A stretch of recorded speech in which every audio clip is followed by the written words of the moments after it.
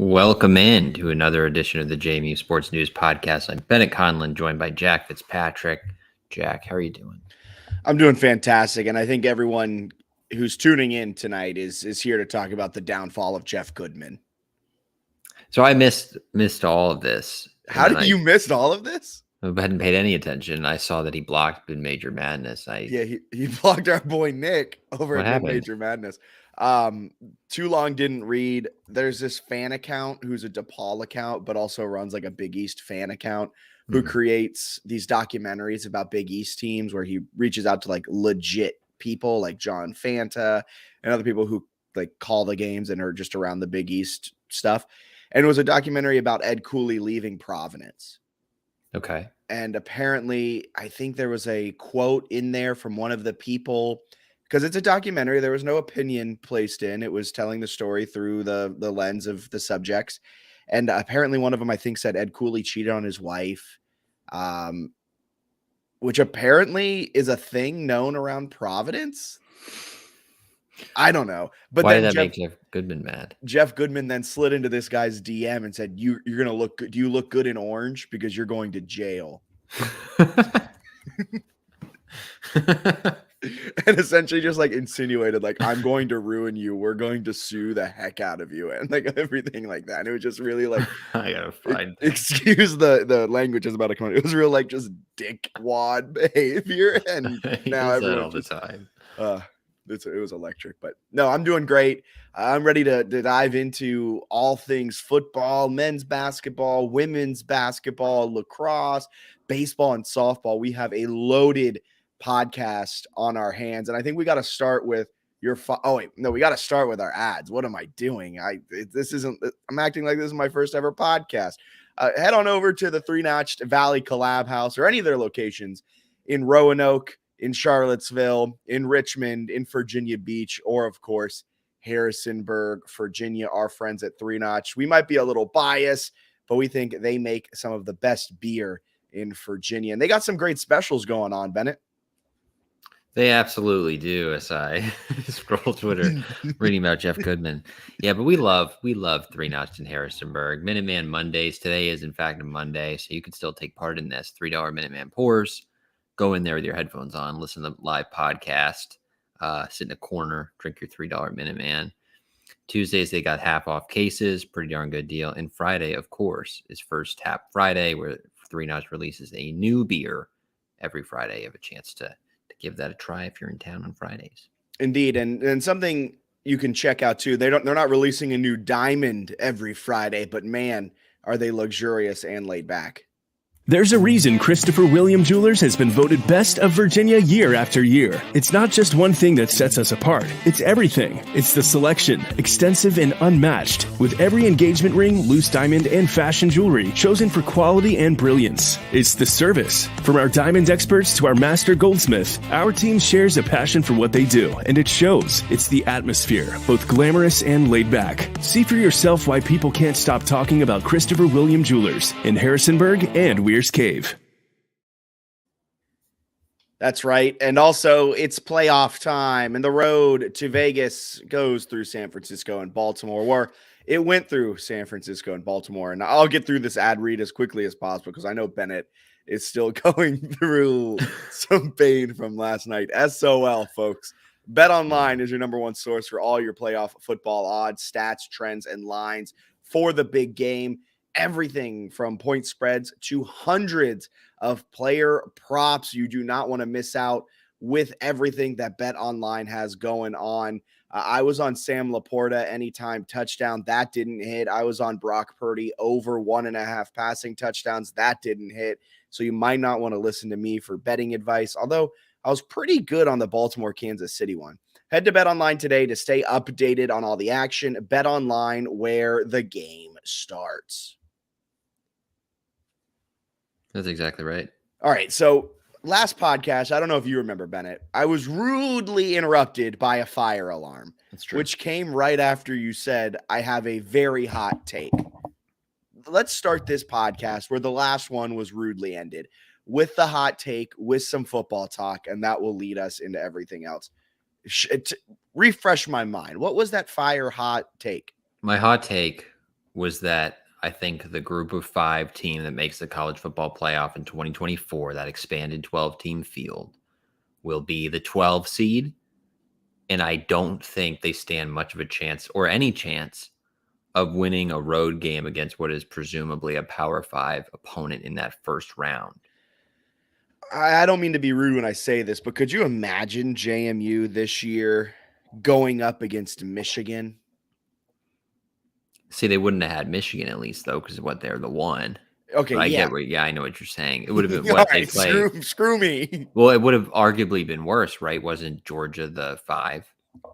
Yes. So I think that's almost scarier. Like if Georgia's in the playoff, I think they give Michigan a pretty good fight.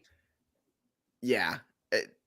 But so, yeah, what you're saying is you're building this roster, you're building this transfer portal class, everything like that to win the Sun Belt and to maybe get that G5 spot. But your end goal is to win the Sun Belt. Your end goal is not to make it to the college football playoff and end up, getting a date with Oregon in Eugene to try and take them down. And yeah, I agree with you because we've seen that outside of Cincinnati's amazing season, which they needed 2 amazing seasons to even get the chance to go to the college football playoff.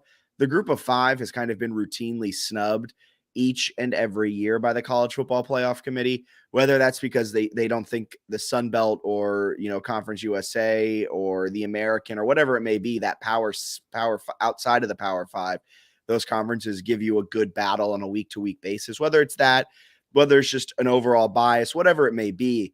The committee has routinely kind of disrespected the group of 5. So I think it's almost foolish to think that a group of 5 would be a top 6 seed next year. And even the year after that, you'd really need 2 back-to-back great years like we saw from Cincinnati, even what we saw out of UCF, and they still snubbed UCF. The only reason that I think Cincinnati got in a few years ago into the college football playoff was because it was a down year, perfect storm, everything around it. And they saw what kind of the uproar was from UCF a few years back. But I don't think that's hot of a take. I think that's a kind of agreed upon a take. Maybe I'm in my own echo chamber, but I feel like there's some JMU fans that think if JMU gets in, they would have a legit chance of winning a game or contending. I don't think it's the majority of fans. I think there's no chance, like regardless of who the group of 5 champion is, I think they're going to lose by, they'd probably be a 2-touchdown underdog, which I think some group of 5 people would disagree with. It's just hard to, even, no matter how good you are, to go on the road and win at a Power 5 school. A Power 5 school that's hosting a playoff game, like the fans, for the first, especially for this next year, for the first time ever. Yeah. So I guess the point I was making is when we look at the portal and you look at like what JMU's building, I feel like sometimes group of 5 fans and JMU fans are getting confused where they're like, and confused isn't even the right word. I think I just disagree with some of it where it's like, we're building a roster to like make the playoff and like, maybe be scrappy in there. I think they're building a roster to maybe possibly have a chance of making the playoff. I think they're just building a roster that like has a shot in the Sun Belt. Yeah. I think the end all be all is to continue to add in the portal and to grow that way so that at the end of the day, you're in a position to win the Sun Belt, maybe not even in a position to be the G5 rep, because I mean, we saw Signetti's contract. We've seen Chesney's contract now. There's a lot of there's a lot of incentive in winning, I think, double-digit games, and there's a lot of incentive in winning the Sun Belt championship game. If you do that, in theory, you're possibly in the mix, depending on what you do in non-conference to get the spot.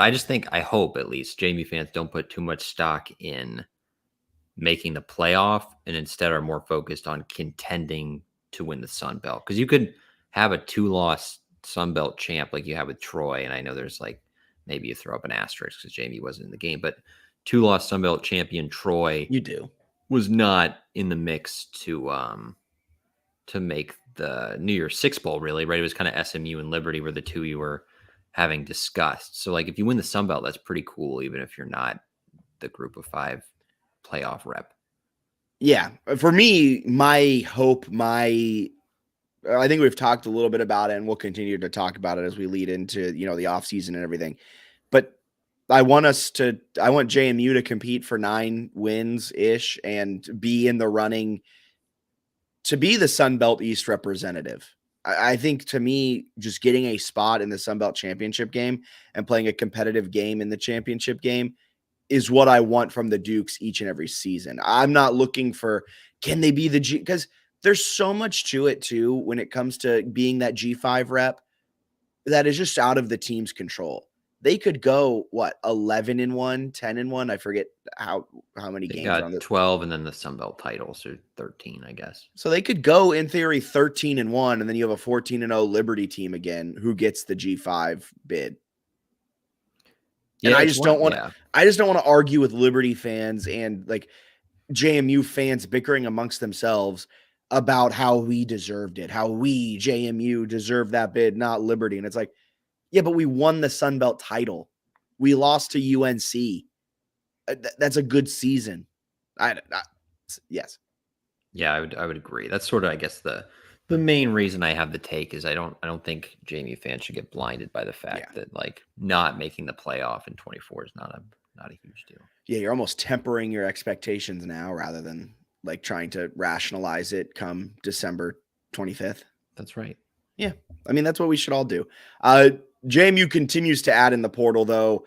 They've added Quincy Jenkins, an offensive lineman, guard, center, interior type player from Campbell. 3-year starter for the Camels, I believe, right? 3 years? Yep. 3-year starter for the Camels. You actually just talked with him. I did. We'll have that video up over on our YouTube, JMU Sports News, either later tonight or tomorrow. What are you expecting out of Quincy? I mean, Heisman? Too much that? No, I mean, I think he's going to come in. It sounded like he really wants to be coached by Robo and connected with him, the offensive line coach at JMU. So I think there's excitement there for him. My guess would be he comes in and competes for time at a guard spot. Whether he's a starter or not, I don't know. He's going to arrive in the summer. He's going to graduate in May from Campbell. So he's still there now. Will join JMU over the summer. My guess is he competes for time at guard, whether he's a starter or a really quality depth piece. Not sure, but sounds like he's excited to get to work. 6'4", 315. Good player. That's a nice guard size. Yeah, he's got some nice highlights. There's a couple where he, dispatches a defensive lineman and then gets to the next level pretty quick and locks into a linebacker. So, what a word! Dispatches a lineman. Oh, baby! Oh, Bennett coming out here dispatching people. Whoa. Don't get in his way. As they continue to add in the portal, a couple others have trickled in. I completely blanked on their name. I know Terrence Spence was a big one. Yes, and that leads me to the next question. So I'm going to write down Spence, and then we'll come back to that as you fill in on who came. Okay. Oh, you want me to fill in? Sorry, I was reading something.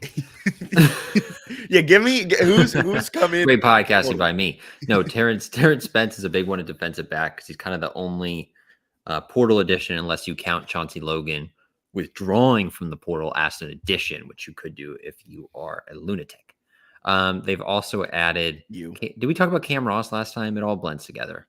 I wrote about him in my wide receiver article. Okay, maybe that's what I'm confusing. So they added Cam Ross. I thought we might have, but anyway, Cam Ross, wide receiver of UConn, possible starter. Well, I would say likely starter, to be honest. Really productive at UConn when he was healthy. So they helped the wide receiver room. They also added Logan Kyle, who was a tight end wide receiver from Vanderbilt. Didn't do a ton for them, but caught 11 balls for 103 yards last year. They list him, JMU did in his graphic, as a tight end. So maybe they'll use him there as kind of a receiving tight end alongside Taylor Thompson, maybe a little competition there. And then also with Kai Wright. And then the other addition, they had a kicker from UConn who has 2 years left and is probably the starting kicker. Yeah, 31 of 31 on extra points in their career. Yeah. So that's pretty big. Was it Noah Rulas or no Rulas? Yes. Yeah. Okay. So I want to take it back to Terrence Spence. He comes in listed as a cornerback. There's a potential that he slides over to safety to get some play time. Maybe plays more in the slot. It'll be interesting to see how he's used. But that brings me to a debate we had where the defensive backs, I'm a little worried. And I know Daniel Merriman asked this question over on Twitter. And if you're listening now to the live podcast, you can drop any questions in this kind of live stream under X, YouTube, Facebook, wherever you're listening. But Daniel Merriman asked this question about kind of what was our position groups of concern. To me, it's defensive back. I think that's fair. That'd probably be mine too. You've got Chauncey Logan and D'Angelo Pons returning.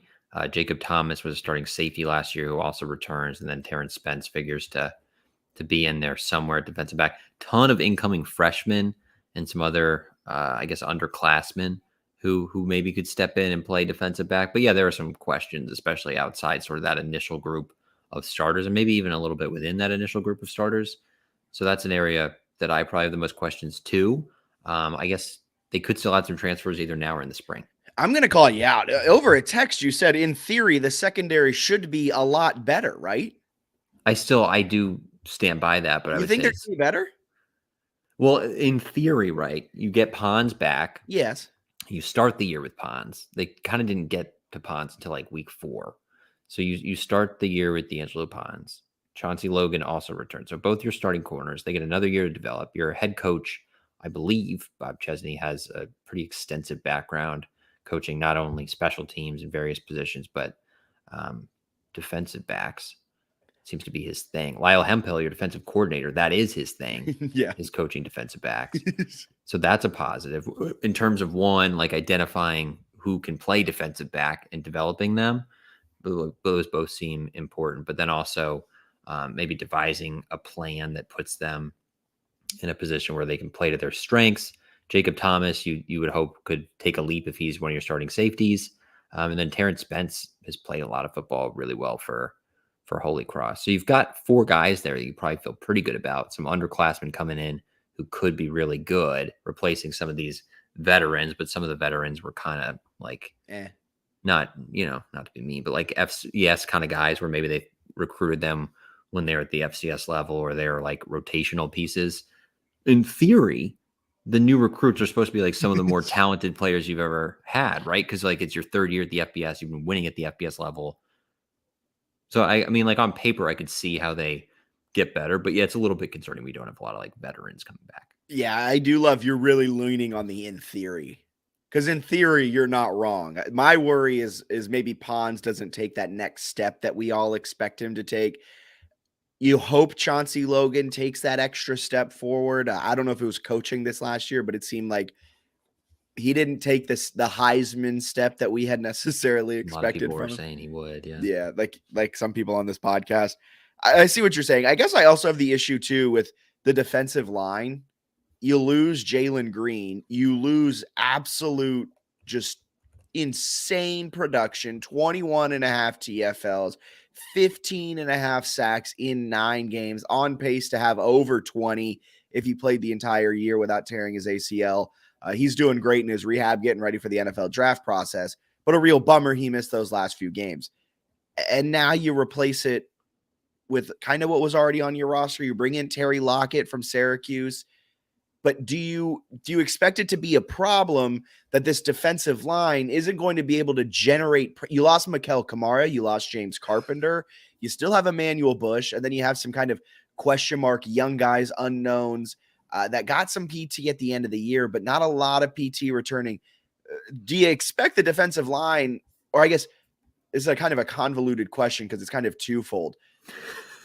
Are they going to get the pressure quick and then Is the secondary going to be able to hold up if they're not getting pressure in 3 seconds? Because they couldn't do that last year. I'm not overly concerned right now. Okay. They might take a step back from last year. That's very true. Can I ask you a question? Yeah. So is the defensive side, specifically the secondary, your wide receiver? Because I'm not concerned with the wide receivers at all.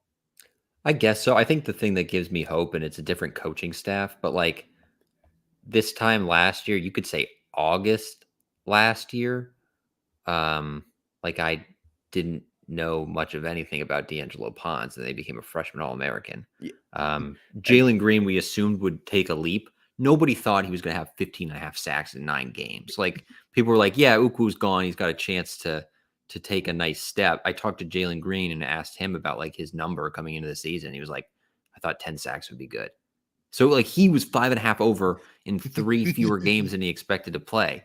Like, so that's, I think, the area I have some excitement is like, there are probably names on the roster that we have seen, but don't like necessarily register that I think could be really good. And then I'll give the defensive line a little more credit for their portal class. They added Terry Lockett from Syracuse. They also got my guy, Eric O'Neill. Oh, I forgot about from Long Island, right? Long Island stud. And then they also added Lloyd Summerall the third, who's from USF last year, but also played at Florida prior to that, who's kind of like that edge rusher, 6'5", 240. I think he had 4 tackles for loss in 8 games for South Florida last year. So they've got a couple replacements there, and then I think some younger guys who could step up. But yeah, like losing your entire defensive line, Jalen Green, who is an NFL prospect, Jeremy Chroma, who I did not realize until today had gotten invited to the East-West Shrine Bowl. I was doing some mock drafts today, and I got into round 6 or 7 because I was sad about the Lions. And he's going? Like some things, and he was popping on my board as like a prospect in that range. I was like, oh, I didn't even realize. So like they've got 2 guys Bennett, on the instead end. of doing work, he does mock drafts for the Lions. I got 2 guys on the edge who were like NFL caliber last year. James Carpenter's going to play at a P5. Kamara's playing at a P5. That's a lot to lose. I agree with you.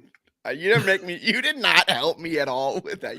I just think it's football, college football in 2024. You kind of have to have like crazy roster turnover and reload. And I think the guys they brought in are capable of producing. That's fair. I think the transfer class, it's been a really good class put together by Bob Chesney. Some big names, some maybe smaller names. And like you said, on the offensive side, I mean, we didn't expect Elijah Surratt to be like the most prolific wide receiver in program history for one season. That's what I'm saying. Yeah. And so like very much Eric O'Neill, who you've been all over after his season at LIU, he very well could come in and just like set the world on fire. Lloyd Summerall III could very well, with a 6'5", 240 frame, he's going to be bigger than a lot of Sunbelt offensive linemen. He could come in and height-wise. Yes. Sorry. You knew everyone knew what I meant. Everyone knew what I meant. But yes, there's potential there. And I think that's kind of a common thread throughout this entire JMU football roster is the word potential. I think that's kind of what you're looking at. And I also think some of it though is kind of misleading because they lost so much production that when we look at it, we're like, well, they haven't done anything in a JMU uniform. But like O'Neill and Dobbs, some of these guys, like there's potential, but Dobbs had like 140 tackles in the season. Dobbs is a physical freak who should like be like a stud.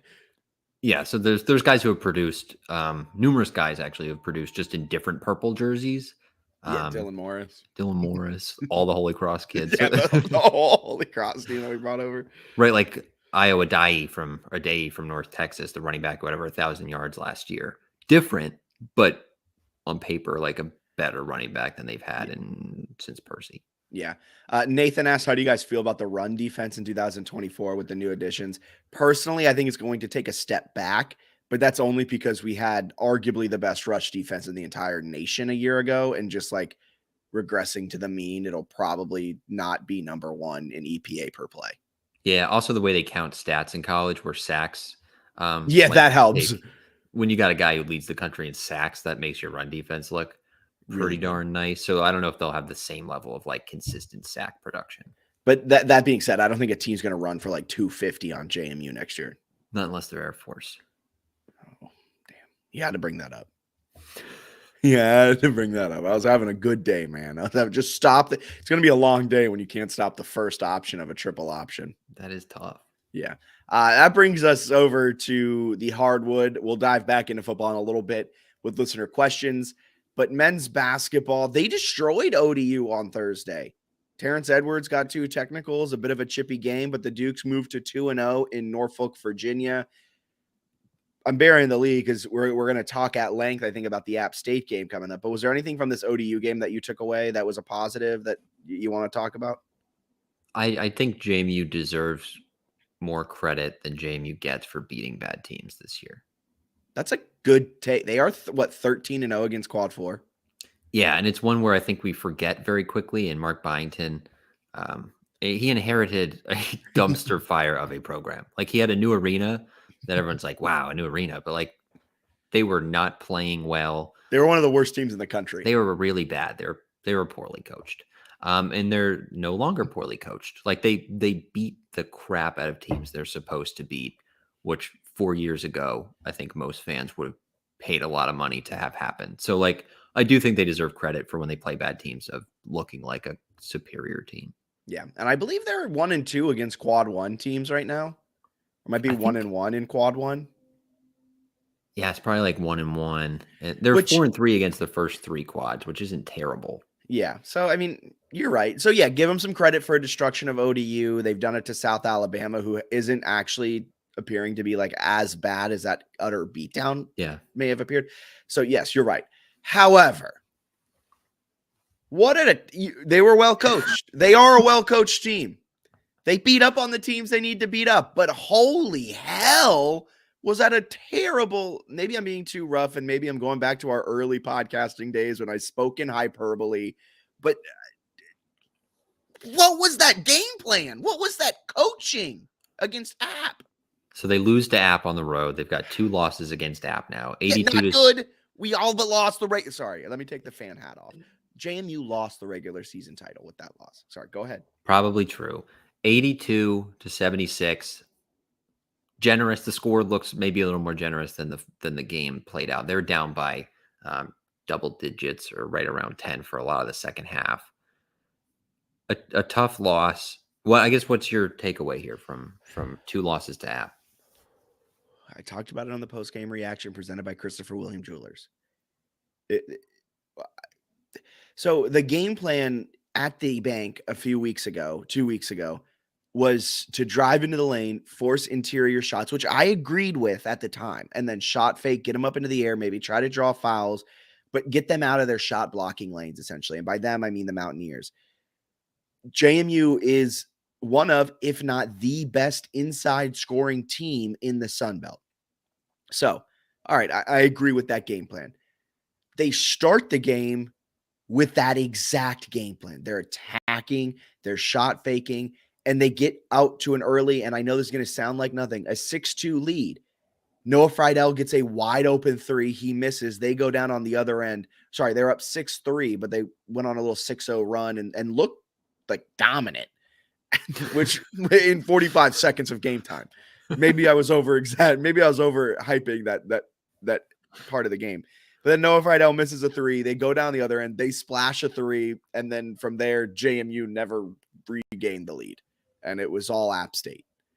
And from there, it seemed like the game plan got rattled a little bit. They stopped shot faking. They started driving to the lane right at Justin Abson, who tied the program record with 8 blocks for App State. He could have probably had 10 blocks, depending on who was statting the game. But, like, they never adjusted. Even when they were down 12 with, like, 5 minutes left, and you haven't been able to generate consistent paint scoring, you still are driving. There were no adjustments. And yeah, JMU is going to be fine. JMU is going to beat up on bad Sunbelt teams, probably win, the rest of their Sunbelt games, maybe drop another 1 here or there.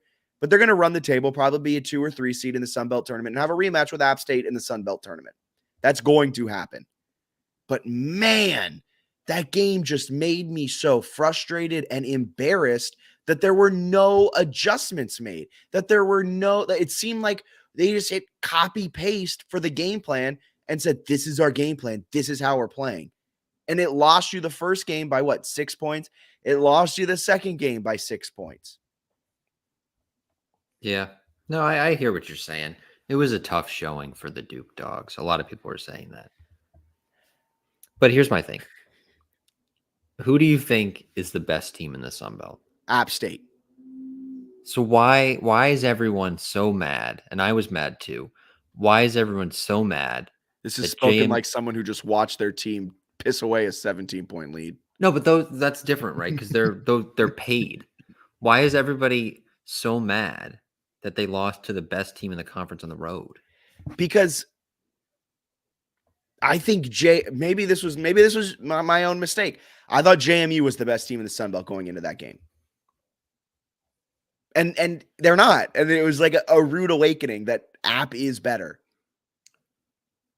But the thing is they had chances to win. And well, we don't know if they had chances actually, because they stuck to the same game plan. I think that part makes a lot of sense. So the only teams this year, and App leads the country in blocks per game, right? Probably because they had 100 against JMU on Saturday. So they're blocking like 7 shots a game. They're awesome at blocking shots. It's like their thing. They play great defense. They swat shots. It's pretty impressive. Only 2 teams this year have gotten 10 or more shots blocked by App State. The 2 teams are JMU, which had 12 blocked, and Central Penn, which had 16 blocked shots and lost 111-35. So I think that's, at least for me, where some of the frustration stems from. Is there's this, I saw some people being like, this is just what App State does. Right. But not to that extent against everyone else who plays D1 basketball. Or if you're Central Penn, right, that's not a fair fight. And you just get all your shots blocked. You got 16 shots blocked and 35 points. I imagine based on that math, you had more blocked shots than made shots, which is sad. JMU didn't fall into that camp, which is a positive, but like they're a Division I basketball team. They're a top 100 KenPom team. So that's frustrating because App State does block shots. They don't usually block 12 in a game. And that's the thing. And it just seemed like they had just seen this team 2 weeks prior, and they blocked 8, 4 of which were by Justin Abson. And then in this game, they seemingly rolled out the same game plan. Abson had 6 blocks in the first half. And in the second half, they didn't really change all that much. The only thing that changed was Abson getting less minutes because he kind of got into like half-hearted foul trouble. You had 12 shots blocked. You lose by 6. I don't know if you're following my math here, but if 4 of those shots aren't blocked and they end up in the bottom of the cylinder, you win. I mean, that's true. And you still had 8 shots blocked. Yeah, a lot of stuff was getting blocked, which was tough. I thought the atmosphere was great. Oh, fantastic. Tough road game for sure. Tough. How much of this, though, because I feel like we put some blame on Byington. I put all the blame on Byington. Right. He was talking about how the shot selection was bad, so maybe it wasn't actually his game plan because maybe they didn't quite follow. But isn't that on coaching? Sorry, go ahead. I think that's fair to say that's on coaching, right? To get your game plan across to the players. I guess my thing is like, they're 18-3. Like, I know. The more I think about it, like, I know, like, I was frustrated during that game, mostly because it's not every day that your basketball team, like, not only struggles to make shots, but then also has a lot of their shots just blocked away from the basket. In like a demoralizing fashion. Against a huge rival on the road, right? Like, a lot of reasons for that to be frustrating because as fans are getting chirped on social media and you can't really say anything because your team's every time until they rush the court and you're like, yeah, and then you're like, oh yeah, nice court rush, you losers, like, which is a tough one to win. Like, oh yeah, you beat us and you get to celebrate. That's cool. Idiots. Yeah. But I don't know. It's like they're 18-3. If they start the year 0-2, which they probably should have, with their 2 overtime wins on the road, then it's not even a concern. We're just talking about how they're a good Sun Belt basketball team that's lost some close games. But instead, they beat Michigan State. They got the cool road win against Kent State. They're 18-3. They've got 1 home loss, and it was by 4 points to a really good App team. I find myself like looking back a lot on the Rowe era and being like, you know what, this is fine. Yeah, and 2 things to build upon that to kind of rationalize it for myself. I would love to see JMU's wins over expected. Like they've got to be 4 or 5 wins above expected, just the way this season has gone. With that being said, this might be a hot take. I think we're in the middle of the greatest coach of JMU history. And he's built the program up, I think, faster than we all expected. And now we have these at-large aspirations. They've had some good coaches back in the day. Yeah, I know, but none of them have done what Byington has done, I think. None of them inherited one of the worst teams in the country and built them into a conference contender. He's done a really nice job. Again, I might be prisoner of the moment. I've been called a disgrace to the university before for being prisoner of the moment. This might be another one of those, but I think we're in the midst of the greatest coaching era of JMU men's basketball. I'll push back a little. I think he needs to win a conference title for me to say he's the greatest coach in program history. Fair. And then I also would like to see him lose to a future GOAT candidate in the NCAA tournament. You know how everybody brings up the North Carolina loss, and they're like, what a game for the Dukes. It's like, well, they didn't lose, though, right? All right, Bronny James, we need the JMU USC first-round matchup in the NCAA tournament. They're not getting anywhere. We're better than them. We're better than the team with Bronny James on it. Schedule that right now so we can play it, and then by the transitive property, beat LeBron James. Daniel Merriman said Lefty would like a word. I knew that's what people were going to say. Luke Campanelli did some nice stuff too. Yeah, I know they both did. I stand by what I said. Okay. All right. But you think the greatest coach in JMU men's basketball history just got absolutely cooked. All right. By Dusty Kerns. All right. God. Honestly, yeah, because that's where the state of JMU men's basketball is. We do got to give a little credit. I feel like JMU fans are bad at this. App State has a win over Auburn this year. They now have 2 over JMU. We're talking about like Sunbelt at-larges. Neither team's going to get an at-large, but like they got a nice resume. App State's a nice team. App State's really good, and they're very well coached. Yeah. Dusty Kerns is a damn good coach, and he's probably going to get poached away here soon, hopefully. Fingers crossed. He's good. They're good. They're good. But moving forward for JMU men's basketball, I think they'll be fine. I think they'll all but win out. Yeah, I think they'll be fine too. I mean, they only play one team inside the Ken Pom top 150. It's Akron, which is 97th at home. It's a pretty easy schedule the rest of the way. You'd think they'd win a lot of games. I would hope so. Josh Dunn, when will correspondent and Brian Reese be involved next? We're currently planning. We got to get Brian. We got to get Brian on the pod to talk basketball. Yeah, that would be fun. Do you think they win the Sun Belt title if they have to play App again? No. What do you think? No. Yeah, I mean, I think they could hang with them. It's just they've hung with them twice. Yeah, it's hard when you like get a lot of your shots blocked. And going into the game, I was like, they're not gonna do that again. And they were like, oh, really? Hold my beer. And they just got like 50% more shots blocked. It was kind of infuriating to watch. It was so infuriating because it was just like, okay, last time I drove into Abson and he blocked it. Yeah. What if I do it again? I said on the post-game reaction, the definition of insanity is doing the same thing over and over again, expecting different results. That was that game. I felt insane watching it.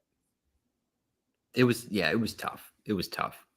I don't know. I feel like they got some stuff they need to work through on the offensive end. Very much. I think offensively, the Sun Belt defenses, we talked about it either last week or 2 weeks ago, and we'll probably dive into it next week again.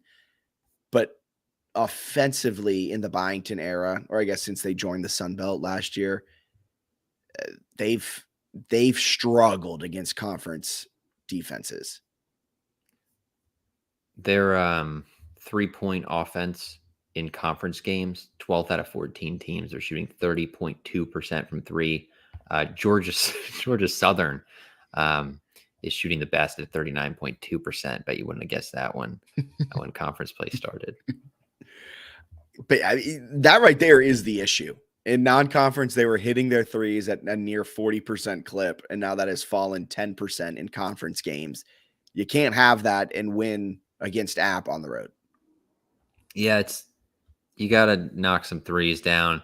They're not shooting free throws well either. So that's kind of a tough combination. Well, it also seemed like against App, they were content with just abandoning the three at times. It's all a little bit confusing. And then in fairness to them, and I don't know if this is a good thing or a bad thing, I'll tell you. I don't know how much you can improve or really learn when you to go from playing ODU with its coach is gone due to some health circumstances. They just dismissed their leading scorer for conduct unbecoming of a monarch, which is just a hilarious way to dismiss someone from a team. They're a dumpster fire. So you go from a dumpster fire that you kind of have your way with to one of the more competent mid to low majors in the country with an elite shot blocker. It's kind of hard to prep. You're playing well and you're we're feeling good. We're attacking the rim. We're getting by guys and doing everything. You do the same thing against App and it just gets swatted into the first row. And you're wait. Yeah. Someone brought this up when I was talking about it post game, where they're the non-conference needs to get better because it didn't prepare us for this. And I kind of pushed back. I was well, they played Michigan State and Kent State, and they had this, what was it, Southern Illinois, a fringe top 100 KenPom team. You expected Kent State to be. I was all of this stuff, and then they kind of pushed back to me, and I was oh, that's actually a fantastic point. Those were all at the beginning. They haven't played a good team since December going into conference play. Then the first good team they played was a Southern Miss team with Andre Curbelo, who now is gone again. So that loss is just going to get worse by the day. But they just weren't tested. And now on a night in, night out basis in the Sun Belt, you're not getting tested. And so when you do stand up against Justin Abson and App State, you're oh, we haven't been prepared for this with trials by fire. They're in a tough spot. Yeah, they are. And with that loss, it dashed their at-large hopes. That brings us to this week's 3-Notch Weekly Preview presented by 3-Notch. This week, they start the week off with a matchup with Coastal Carolina. The Chanticleers come in kind of not that great. Just like ODU, their coach is gone. Cliff Ellis retired 8 games into the season, forcing Benny Moss into the interim role. They got Jacob Meyer and Ganika Ochiako.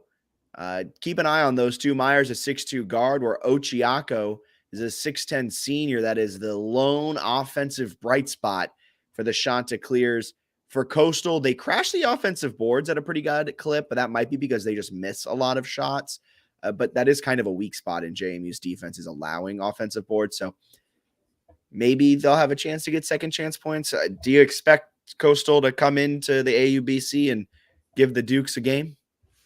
So I think if my counting was correct, these two teams, you got Coastal and then you got ODU on the weekend. They're combined for 11 wins on the season. JMU has 13 wins this year by double digits. So I think there's a pretty significant gap between these teams. Coastal's not very good. It's just a weird week, right? You're playing two teams that don't even have the head coach they started the year with. Tough for both those teams. Both of them are at home. I imagine the spreads for these are going to be pretty close to 20 points. I would be kind of surprised if either game was competitive. I think the following week when they play at Arkansas State and home against Akron has a chance to be fun. I think this is kind of a snoozer of a weekend, not to damper the preview. No, it's all right. I mean, you're coming off the App State, though. You kind of want to make some two statements here. Like you said, the next game on Saturday is the ODU Monarchs. Again, third time these two teams have played, and they are finally done playing each other unless they have a date set in the Sun That'd be Belt sweet tournament for 4 games. But like you said, Jeff Jones, he had a heart attack. He's being treated for prostate cancer. We talked about it last week. Kieran Donahue is the interim. JMU's just dominated this matchup, winning by 15 points in the first one, 16 on Wednesday. It's odd because you don't often see a team get substantially worse in about a 10-day time frame. But that's exactly what happened to ODU. Like you said, they let Vashawn Alette go for conduct unbecoming of a Monarch. So their leading scorer is gone. They have to figure all of that out. And I think the JMU game will be the second game they have without Alette. Yeah, that's you want to act like a Monarch when you can, and when you don't, there are obviously consequences. They've just had a tough year. So is Coastal. JMU, perfect bounce back spot. You're playing two bad teams at home. You'd like to see him kind of get some stuff going, and by stuff, maybe like Michael Green knocking down some more threes. He was 2 for 2. He was 2 for 2. 2 for 2 from three, and then struggled from inside the arc. He had a few go in and out too. That he's got to be so frustrated because he's fractionally off at this point. If they can get him going, and some other guys maybe figure out their 3-point shot, you can build confidence. I think in these games, I talked about how you can't maybe improve a whole lot else when you're playing bad teams. I do think you can get your confidence back, which is maybe a big plus here in February. Great point.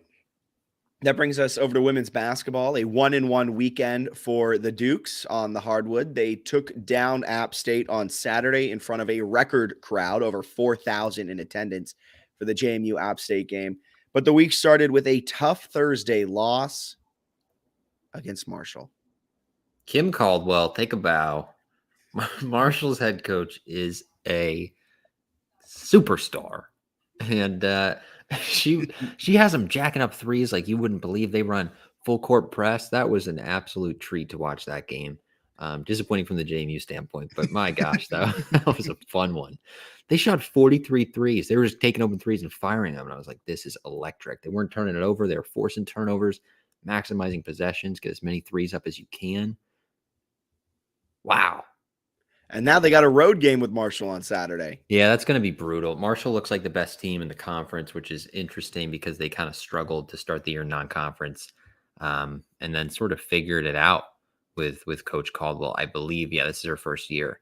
So they went through it in non-conference play, figured some stuff out, and are rolling now with this unique system that they're running, which is, I'm assuming, analytics-based, unless Kim Caldwell just loves the vibe of jacking three-pointers. But she was a big-time coach at, I think it was Glenville State, if I'm not mistaken. Yeah, Division II, 191 and 24 during her time there. Holy crap. Yeah, she's sweet, man. So I was impressed by that. I think the women's team on JMU's side, they're doing some good things. Peyton McDaniel, you found a cool stat on the interwebs that she's been one of the most efficient offensive players since the start of the new year, right up there with Paige Beckers. 1.25 points per possession. That's a lot of points per possession, folks. She's scoring. They got Heaven Bristow working her way in nicely. Kozlova down low is always a threat. The Marshall one was tough because they turned it over against the press 23 times. Yeah. That was bad. But they're shooting. That was also the undoing in the NCAA tournament game against Ohio State. So figure out the press, maybe? Got to figure out the press. Got to take better care of the ball. But they're doing some positive things. The issue is they've got some really tough road games, including Marshall down the stretch, that could be a challenge. But I think they'll be probably top 4 seed heading into the tournament with a chance. Yeah, I think they can definitely contend for the championship. They also got 4,000 people in there for, was that the App State game? Yeah. I think that's a women's record. I already said this, yeah. At the AUBC, yeah. Well, Thanks for reciting it, man. I was just say Coach O made some comments afterward about wanting people to consistently show up for those games, and we'll get to that in a little bit. But I think a fair point there. They're a good watch, and they're not drastically different in terms of like chance of winning the Sun Belt than the men. And I feel like they've gotten, I think the men might have more of like an NCAA tournament potential, but the women, they deserve some love. Great season. Great season. They're really figuring some things out. And Kozlova, Bristow, Hazel, we talk about it every time, but they've really found like their nucleus that I think can take them to a solid place. And I believe they return all of them. Maybe not Kozlova. They definitely returned some key pieces. I think McDaniel and Hazel among them. So big things coming. That brings us to News or Snooze, presented by Christopher William Jewelers. Bennett will give 3 quotes. I'll say if they're newsworthy or snoozeworthy. Take us away. All right, this is from Heaven Bristow. This one was, I forget who tweeted it, so my apologies. This was Connor, I believe his name is, the new WHSV guy. Yes. Okay. This is from Heaven Bristow. She says, I am a human. So the press conference ended, and then she asked them to turn the cameras back on to say something else. She says, I'm a human being. I see everything you guys say on social media. That's all. Thank you. Newsworthy, and I'm very interested to know who she's talking about. Yeah, me too. I don't want to speculate too much on it, so I'll just say newsworthy. Treat athletes fairly. Okay. This one from Coach O, which I've alluded to. This is after the App State game when they had 4,000 fans. I've never been one to beg and whine. It's just if you come watch that game, I would think you'd want to come back. Newsworthy, like you said, I think the women's basketball team is a fun watch. It's a great time. I want to try and find a time to get up to Harrisonburg to catch a game. The Troy game last season was amazing. And sometimes those have better energy than the men's games. Here's a question for you. Do you think they're getting a tough end of the stick here with some of the Sunbelt TV scheduling windows? Or I guess not even TV, just scheduling. I'm going to, kind of build upon that. I know we hate the CAA for good reason, but I think the way that they had scheduling for basketball was superior, where it was a Thursday, Friday. So men's, women's, or women's, men's. I forget how it went, but they rotated the days. So men, women. So men's would play Thursday, Saturday. Women would play Friday, Sunday. Because there are times when, you only got one TV or maybe a TV and a laptop or whatever. But one of them's getting like major treatment and the other one's not. And then sometimes they're playing at the same exact time. And so I don't fully blame people for choosing one thing over the other. Like, I think the scheduling needs a little bit of a fix for the Sun Belt. Yeah, that was a good point when you brought that up when we were talking offline a few days ago. Is at the CAA you could watch the women at home on a Sunday and the men the day before at home on a Saturday. The double headers are kind of tough. I don't know how many people are really staying for both games, especially if it's at 2:00 and then a 6:00. That's a lot of basketball. Yeah, that's a lot. Maybe you come back. I don't know, but it's a ton to do. They've had some other ones like what the women played home Thursday against Marshall, but the men were on the road against ODU. You probably got some people who go to Norfolk for the game, or they want to watch the men, so then they don't go to the women's game and they watch both, which is I watched both, but was kind of flipping between, like you said, tough spot if you got both teams playing at the same time on the same day. Also, I'm sure if there's any SIDs listening to this, they'll either correct me if I'm wrong in saying this, but that seems like it spreads the department thin. Probably. It's kind of got to be a little bit of a challenge. Yeah. So. All right. Last quote here. I didn't do any Lions quotes this week for obvious reasons. This is from Mark Byington after the App State. Wait. You didn't want to have the Dan Campbell quote of him saying, we may never get back here again? Could be true. All right. Mark Byington. We competed. We played hard. We played the right way as far as our mentality and our attacking, but we've got to play a little smarter in some areas.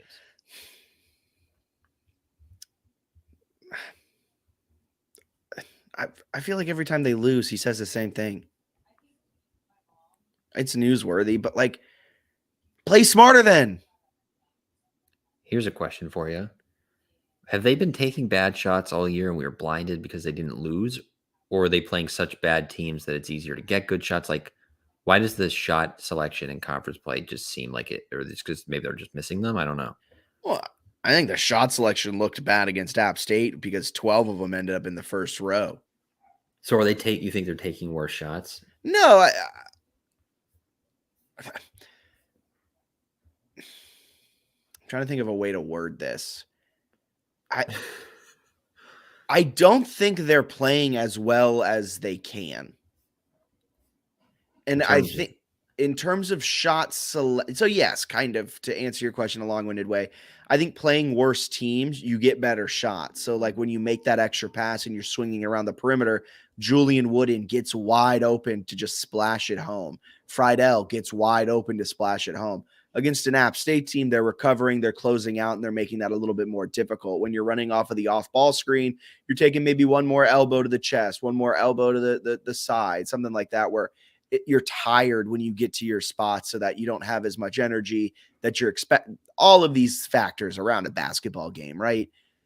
So I think JMU is really, really, really good against bad teams. And I think they're fine against good teams. And I think that is because when you're playing a good team, the shot creation is more difficult. The defense is better.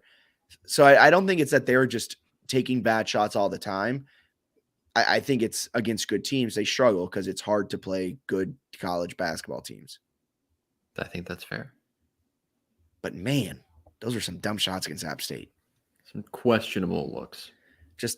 I just wanted some drives and kickouts, man. Is that too much to ask? No, I mean, just bring in Kim Caldwell for a week. Let her work her magic. They also started their little run with the full court press. Can I say a hot take? Yeah. Well, I just wish teams ran full court press more often. It's so fun. If I was a coach, I would run full court press all game. It's so fun. I think I've said that on this podcast. You're lying, yeah. I don't see why. Remember when I tried to get Chaos lives here, like how Havoc lives here with VCU?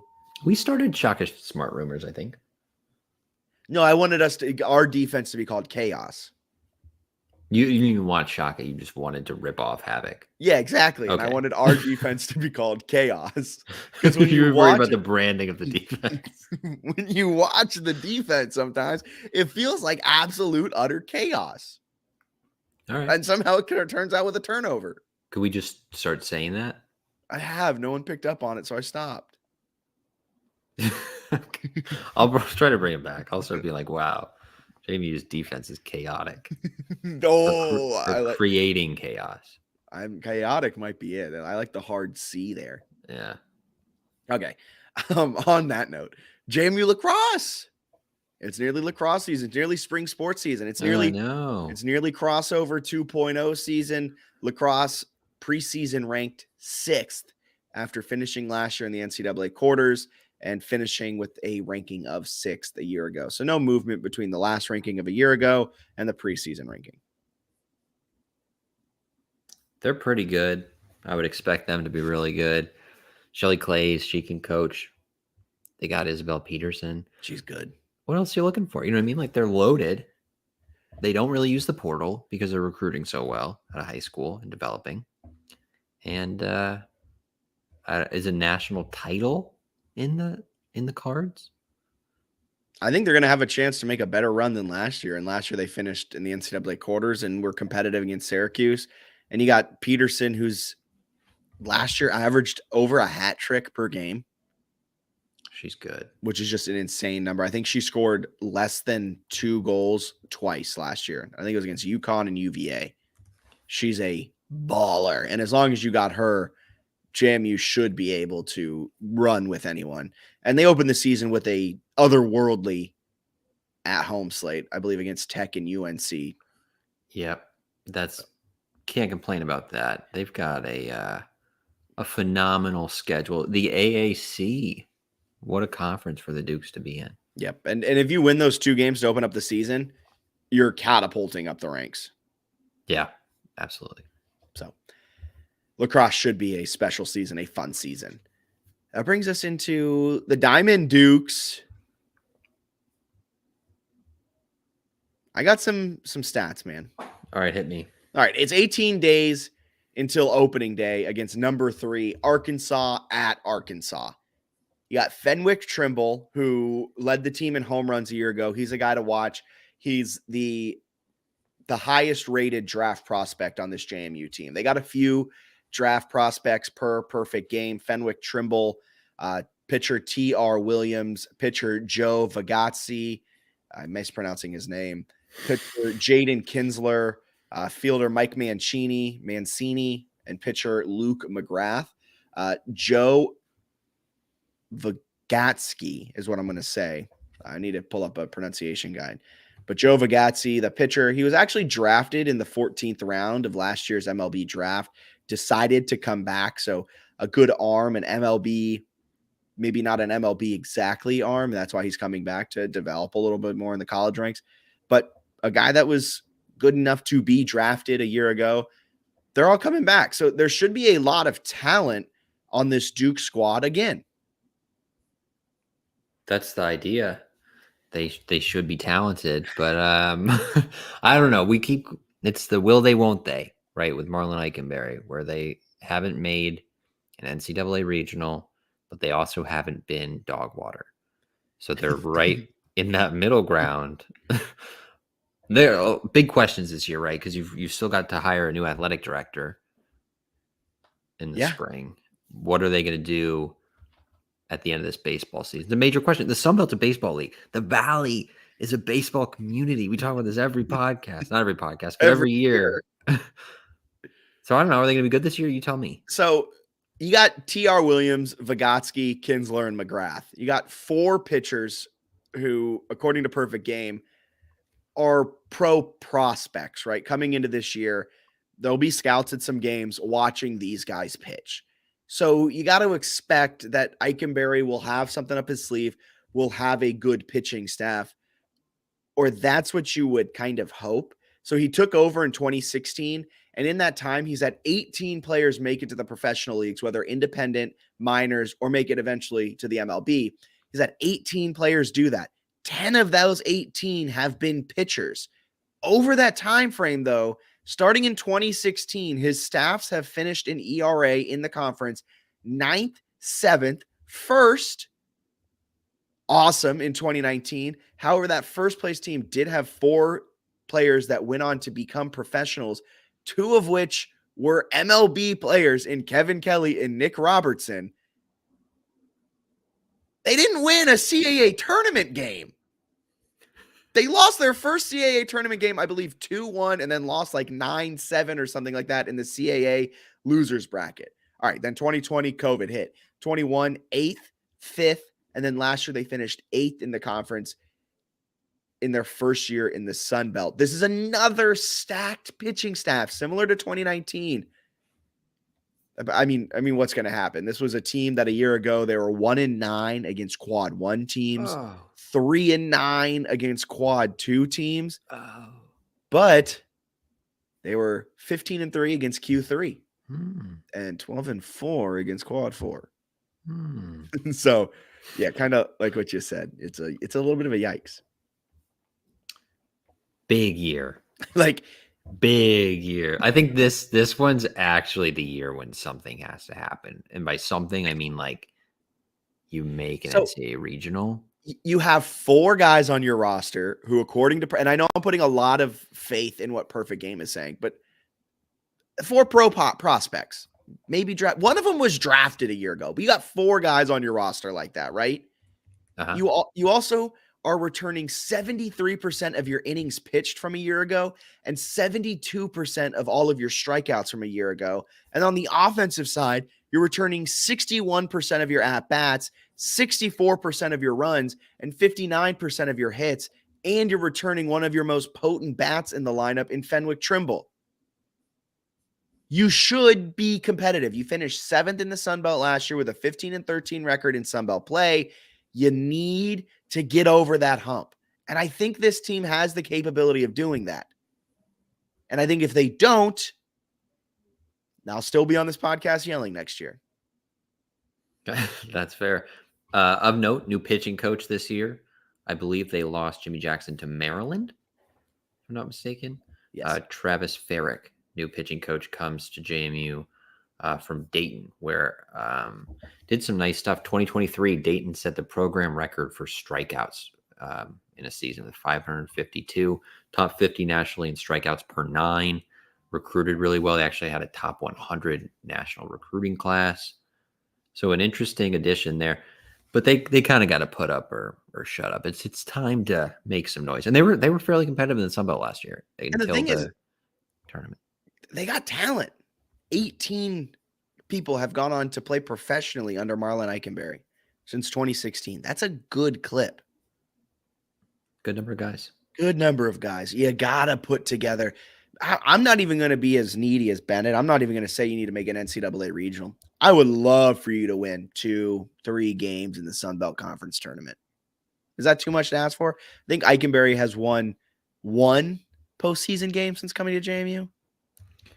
It's been a struggle for him, and I gotta figure out. Let's see if I can pull this up real quick. If they still list it the way that they used to. No, I think I went back and did it on my own. I guess his record in conference tournaments is poor. Yeah, I'll and have he's to. I'll find the real number next time, but it's one where he's like, it's like a 2-15 kind of like something like tough. yeah, it's bad. I mean, they got a win last year in the losers bracket, I think. Well, there you go. Something like that. All right. But a team that I think has potential to make some noise in the Sun Belt this year is softball. Are they back? Am I crazy for thinking that? It's time for them to be back. So after a Women's College World Series run, that roster gets decimated by graduation. You lose like all of your key players. Sarah Jubis gone, Odyssey Alexander gone, Kate Gordon gone. Yeah. Half of that lineup was gone. And now we're 11 days out from opening day. They're taking on Ball State to start their season in the River City Leadoff, hosted by Jacksonville University. They return a lot of big-time talent from a year ago. They're like baseball, where they're a pretty experienced team. 87% of their hit production from a year ago, 82% of their RBIs, and they return their ace, Alyssa Humphrey. Yeah, they've got a nice group of players. Everything okay in your apartment? Yeah, they got a nice group of players that return. Kirsten Fleet is an exciting one, the true freshman pitcher who has a chance to be a superstar. They also added Molly Grubb from Virginia, transfer pitcher, and Peyton List, Virginia Tech transfer. Best pitching staff they've had in years. Yeah, which is going to be really important because I think their offense should be good, powered by KK Mathis. We'll see. I think they're going to need some help outside of KK, but the potential is there for a good year. Yeah, they also lost Hannah Shiflett. She led the team in home runs, had a 1.245 OPS.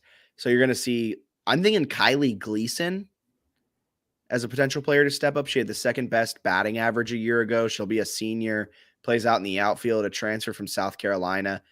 Going to have to have a good season out of her to kind of replace that Hannah Shiflett production. I think they can. And with a really great pitching staff, you might not necessarily need an elite level offense.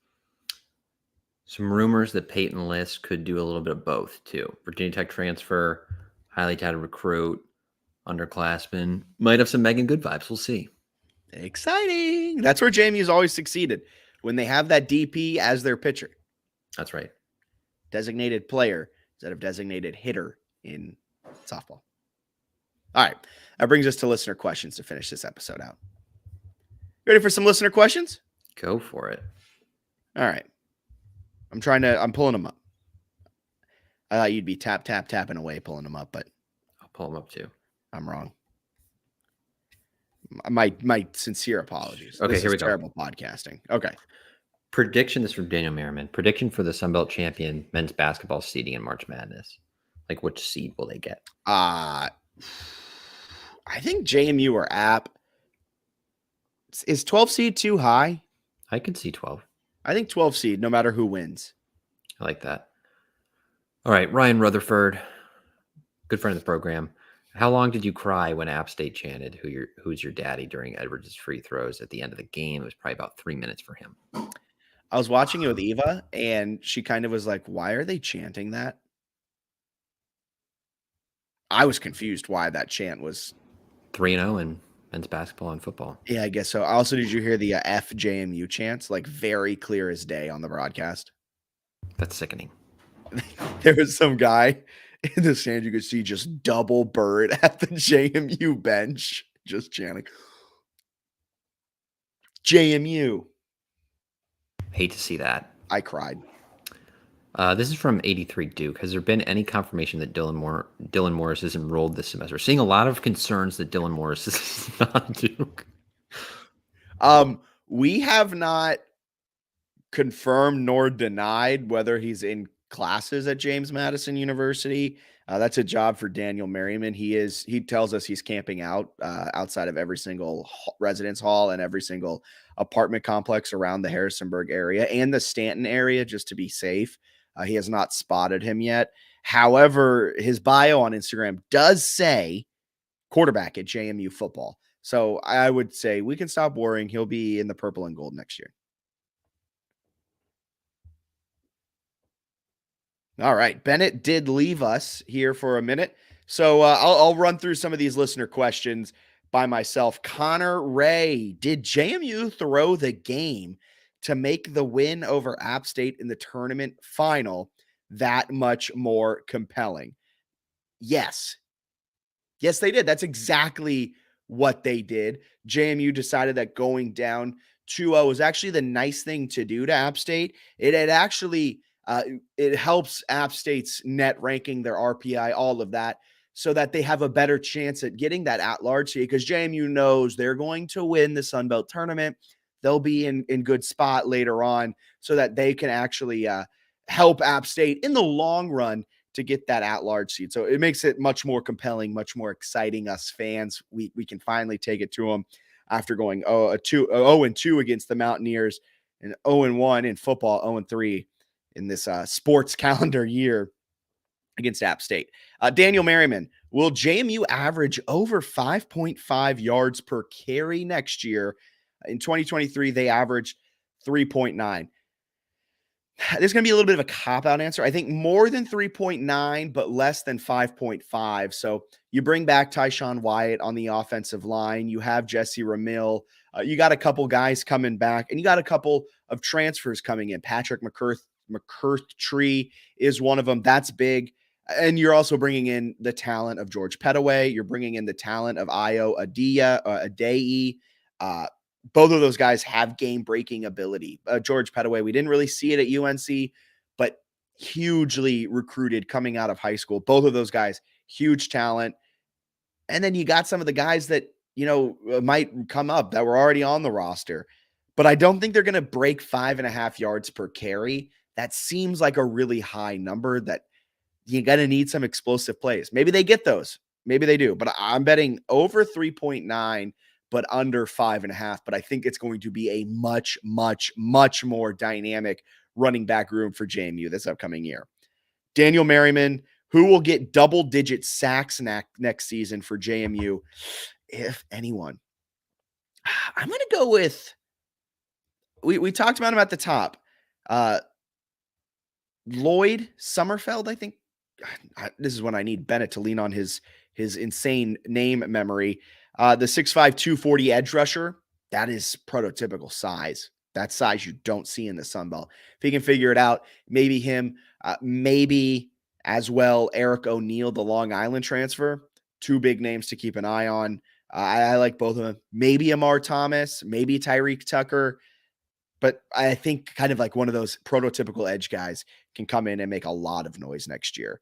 JMU fan, at JMU fan, do you think the football team is set at wide receiver, or do you think they try to add one or two more? You're talking to the guy that just wrote an article over on JMU Sports News. I think this wide receiver room is set. I think this wide receiver room is poised for really big things. They've brought in a few, but I think with Tajee Hudson, with Omarion Dolison, with Cam Ross, with Nakai Poole, all of these guys, I think they have a real potential to make some noise next year. And with the offensive system that Dean Kennedy is going to run, with what Bob Chesney is going to bring in and what Dylan Morris brings in from Washington, I think I don't think we should be worried about wide receiver. I think they'll be really, really set with the talent they already have on this roster.